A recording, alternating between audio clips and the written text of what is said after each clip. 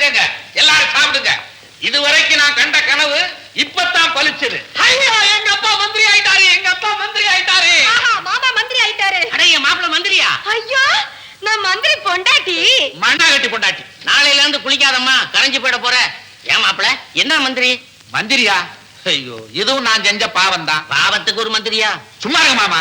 நான் மந்திரியானா சாக்லேட்டா கொடுப்பேன், ஆளுக்கு ஒரு பவுன் இல்ல கொடுப்பேன். அதானே. பின்ன எதுக்கு சாக்லேட்? பெரிய கான்டாக்ட் ஏதாவது கிடைச்சிருக்கா? அதுக்கெல்லாம் முட்டுக்கட்டையா இருந்தானே அந்த சங்கர், அவன் கலெக்டர் பதவியை ராஜினாமா பண்ணிட்டான். இந்த வகையில ஏமாப்பிள போய் சொல்ல மாட்டார். உங்க அண்ணன் கலெக்டர் ஆகிறது உங்க அப்பா எவ்வளவு கற்பூரம் கொடுத்தினாரோ அதை விட அதிகமாவே ஏமாப்பிள கற்பூரம் கொடுத்திருக்காரு.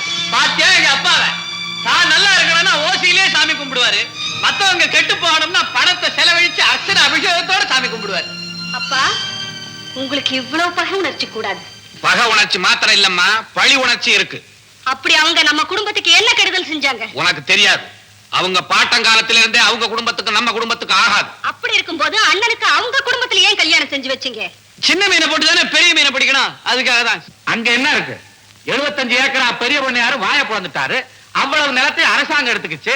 கலெக்டர் ஊத்தியா வேற பறி போயிடுச்சு. இந்த நிலைமையில அந்த பரதேசி பயலுக்கு இவ்வளவு கல்யாணம் பண்ணி கொடுப்பேன்.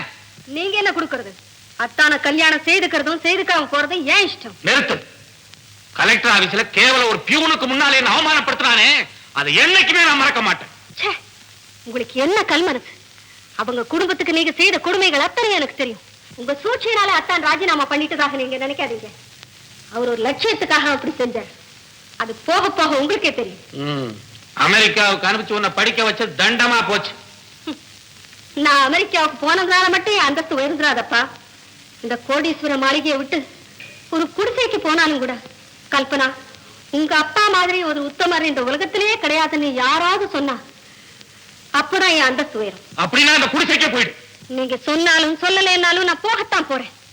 அப்பம்பட்ட கடனை பிள்ளைங்க தீக்கணும் சொல்லுவாங்களே, அந்த மாதிரி நீங்க அந்த குடும்பத்துக்கு செய்த கொடுமைகளுக்கு பிராயச்சித்தமா நான் அங்க போய் இருந்து அந்த புண்ணியவதையோட கண்ணீரை துடைக்க போறேன். ஆனா ஒண்ணு மட்டும் சொல்றேன், அப்பா, நீங்க விட்டு அங்கு திரும்பி வந்து உங்களை தாக்காது. ஆனா நீங்க செய்த கெடுதல் திரும்ப வந்து உங்களை கெடுக்கும். ஜாகிரதை. எதுக்காக என்ன நிக்க சொல்றீங்கன்னு எனக்கு தெரியும். இனி இந்த வீட்டுல அடி எடுத்து வைக்காதுன்னு சொல்ல போறீங்க. அதுக்கு அவசியம் இல்லை. நரகத்துல ராணியா இருக்கிறத விட சொர்க்கத்துல வேலைக்காரியா இருக்கிறது எனக்கு ஒரு ரோஷம் வரும். ஆனா நான் கல்பனா மாதிரி வீட்டை விட்டு போக மாட்டேன். இங்கேயே இருந்து உன்னை அறுப்பேன்.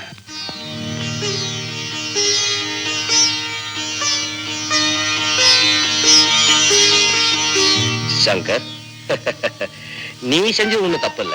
என்னைக்காவது ஒரு நாள் நீ உன் வேலையை ராஜினாமா செய்ய போறேன்னு தான் நினைச்சேன்.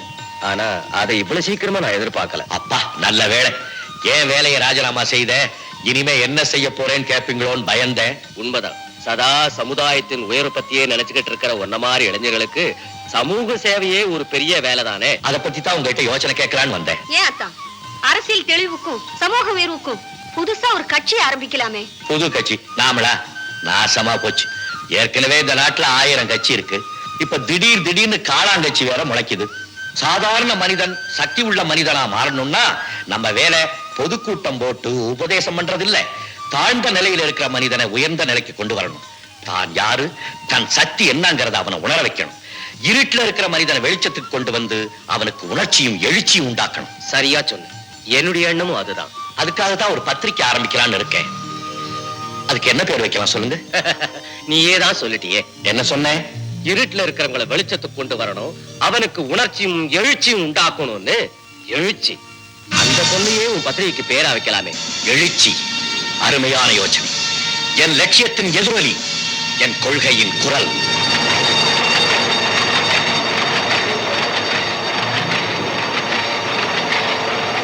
அத்தா, காஃபி. எழுச்சி. வாங்குங்க, வாங்கி படிச்சு பாருங்க. எடுத்துக்கங்க.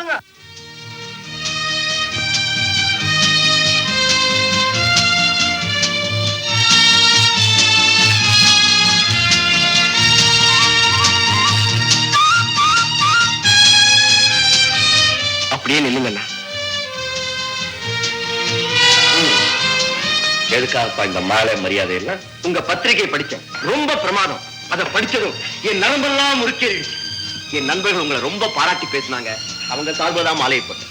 மாலையை போட்டு மயக்கி இந்த மலையை உங்க பக்கம் இழுக்க பாக்குறீங்களா? மாலை தான்ப்பா கையோட வரும், மலை வராது. அப்ப எல்லாம் சதா சண்டை போட்டுட்டு இருப்பீங்க, இப்ப சந்தோஷமா இருக்கீங்க. இதை பாக்குறதுக்கு உங்க அப்பதான் உயிரோட இல்லை.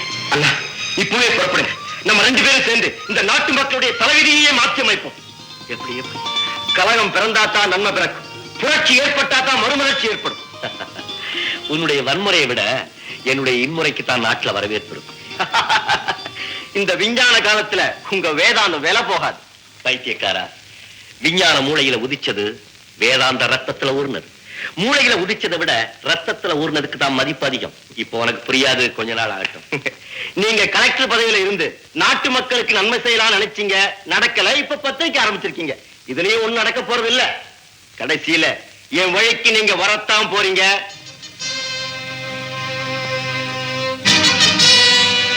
அண்ணா, கேட்டது கிடைக்கலன்னா துப்பாக்கி முனையில வாங்கிக்கான ஒரு பெரியவர் சொல்லி இருக்கா, ஞாபகம் இருக்கா?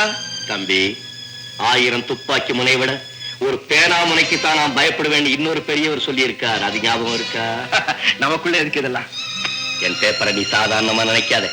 உன் துப்பாக்கி மக்களை கொல்லும், என் பேனா மக்களை சிந்திக்க வைக்கும். சிந்திச்சாங்கன்னா போதும், ஒரு நிமிஷத்துல எல்லாம் சரியா போயிடும். அதை நீ பார்க்கதான் போற. பாப்போமா? பாரு. உண்மையான ஊழியர்களுக்கு ஊக்கம் தர வேண்டும். வீணான போலி ஊழியர்கள் விலக்கப்பட வேண்டும். சாப்பாடு ரெடி. பதவியில் இருப்பவர்கள் மகேசனின் மைந்தர்கள் அல்ல.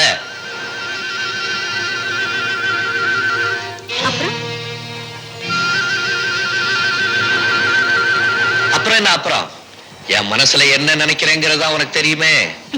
இருந்தாலும் நீங்க சொல்ல வேண்டாமா? ஆமா, அவங்களுக்கு தெரியும், இவங்களும் சொல்லுவாங்க. முஞ்ச பாரு. என்ன எழுதுற?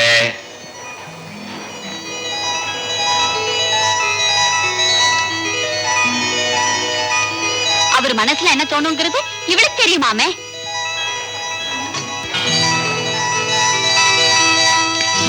ஏற்கனவே மூஞ்சி அழகு, இதுல ஏன் உம்முன்னு வச்சுக்கிட்டு இங்க வந்து நிக்கிறேன்? அங்க வந்து என்ன பண்ண போறேன்னா? எனக்கு சாப்பாடாவது போடலாம் இல்ல? அதுக்கு மட்டும் நான் புரிஞ்சுக்கிட்டா சரிதான். வா. உங்களை தேடி யாரோ வந்திருக்காங்க. வர சொல்.